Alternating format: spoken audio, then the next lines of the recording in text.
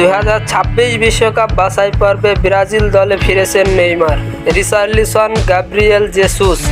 এইবার ভয়ঙ্কর দল নিয়ে মাঠে নামবে ব্রাজিল। বিশ্বকাপ বাছাই পর্বে এখনও পর্যন্ত খেলেছে 6টি ম্যাচ। দক্ষিণ আমেরিকার অর্থাৎ কনমেবলের আন্ডারে 6টি ম্যাচ খেলে ব্রাজিলের পয়েন্ট মাত্র 7। 2024 কোপা আমেরিকার ব্যর্থতা ভুলে 2026 বিশ্বকাপ বাছাই পর্ব শুরু করবে ব্রাজিল। গত 6 ম্যাচে ব্রাজিলের জয় মাত্র 2টিতে, ড্র করেছে মাত্র 1টি ম্যাচে। ফিফা র্যাঙ্কিংয়ে 6 নম্বরে অবস্থান করছে ব্রাজিল দল। 48 দলের বিশ্বকাপে 6টি দল খেলবে দক্ষিণ আমেরিকার। বিশ্বকাপের আগে ব্রাজিলের কাছে এখনও বাকি আছে মোট 12টি ম্যাচ। এই ম্যাচের যাত্রা শুরু করবে সেপ্টেম্বর থেকে। ফিফার নির্দেশে 2টি ম্যাচ খেলবে আগামী মাসে। এই প্রীতি ম্যাচকে সামনে রেখে আজ রাতে দল ঘোষণা করবে দরিবাল জুনিয়র।